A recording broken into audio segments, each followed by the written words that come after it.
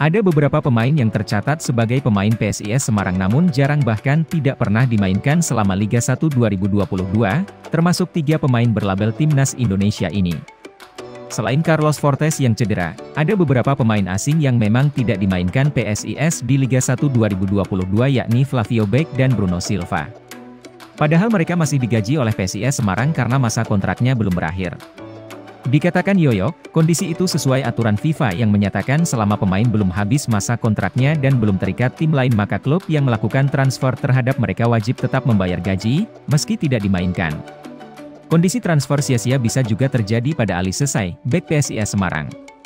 Namun berbeda dengan Flavio Beck dan Bruno Silva, Ali Sesai sudah beberapa kali dimainkan di Liga 1 2022. Pasalnya, saat sarasehan itu, Yoyok Sukawi berencana mengistirahatkan Ali Sesai yang ditransfer dari Persebaya karena performanya dinilai tidak seperti diharapkan. Yoyok Sukawi pun menegaskan, apabila Ali Sesai tidak diganti pemain lain, PSIS Semarang wajib terus menggajinya hingga masa kontrak berakhir, selama belum ada tim lain yang mengontraknya.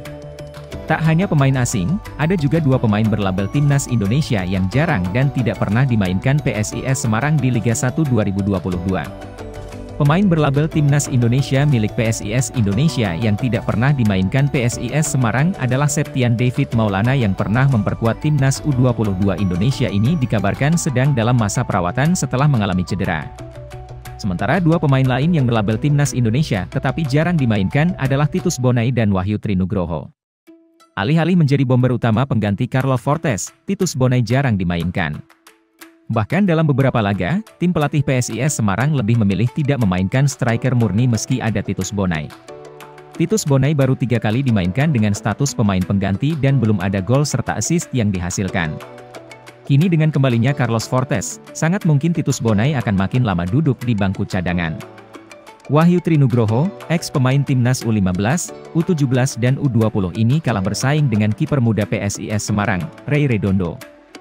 Ray Redondo lebih sering dimainkan oleh tim pelatih di Liga 2022. Selama Liga 1 2022 yang kini sedang diistirahatkan, Wahyu Trinugroho baru 3 kali dimainkan dengan catatan 3 kali kebobolan di 2 laga. Sebelumnya pemerintah resmi menghentikan Liga 1 untuk sementara waktu sehingga gelaran kompetisi resmi ini tertunda. Liga 1 dihentikan di pekan ke-11. Namun ada 2 laga yang resmi ditunda, ada Persib versus Persija Jakarta. Lalu ada PSIS Semarang versus Bayangkara FC, namun kedua laga ini resmi ditunda. Saat ini pemerintah masih melakukan investigasi terkait tragedi di Stadion Kanjuruhan. Sebab adanya tragedi di Kanjuruhan ini, ratusan nyawa melayang sehingga kompetisi Liga 1 ditunda.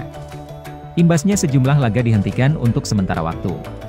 Sebelumnya 18 klub Liga 1 2022 hingga 2023 telah melakukan rapat bersama dengan operator kompetisi PT Liga Indonesia Baru, LIB. Ini dilakukan untuk jejak pendapat terkait kejelasan jadwal Liga 1 yang ditunda. Pertemuan PT LIB dan 18 klub Liga 1 berlangsung secara virtual, Sabtu, 8 Oktober 2022. Hasil kesepakatan pun telah terjalin dari semua tim dan operator Liga 1. Direktur Operasional PT LIB Sujarno tidak mengungkapkan kesimpulan yang diperoleh dari pertemuan bersama 18 klub. Ia menyatakan pihaknya menunggu arahan dari otoritas pemerintah perihal kelanjutan Liga 1. Kelanjutan kompetisi dibutuhkan klub untuk menyiapkan program dan perencanaan Liga 1 setelah sempat terhenti. Sementara itu sejumlah klub Liga 1 mengeluarkan kebijakan berbeda, baik menghentikan maupun tetap menggelar latihan. Hingga kini Persija Jakarta, Persib, Borneo FC, dan tentunya Arema telah menghentikan sementara kegiatan latihan. Di pekan ke-12 Liga 1 sejatinya akan tersaji laga menarik yakni ada pertandingan Madura United versus PSIS Semarang. Namun pertandingan ini masih akan tertunda. Sehingga jadwal Liga 1 Madura United versus PSIS Semarang dipastikan molor. Saat ini tim tamu PSIS Semarang masih melempem hingga pekan ke-10 Liga 1. PSIS Semarang saat ini masih berada di posisi 13 klasemen Liga 1. Laskar Mahesa Jenar punya poin 11. Laskar Mahesa Jenar memiliki poin sama dengan Persis Solo yang berada di posisi 14 klasemen sementara. Berbeda dengan Madura United, saat ini Laskar Sapekerap sedang bersaing di papan atas Liga 1 di posisi kedua Liga 1. Madura United mengoleksi 23 poin. Sama poin pemuncak klasemen Liga 1, Borneo FC. Di pertandingan terakhir Madura United harus menelan kekalahan. Sehingga posisi mereka harus diambil alih Borneo FC.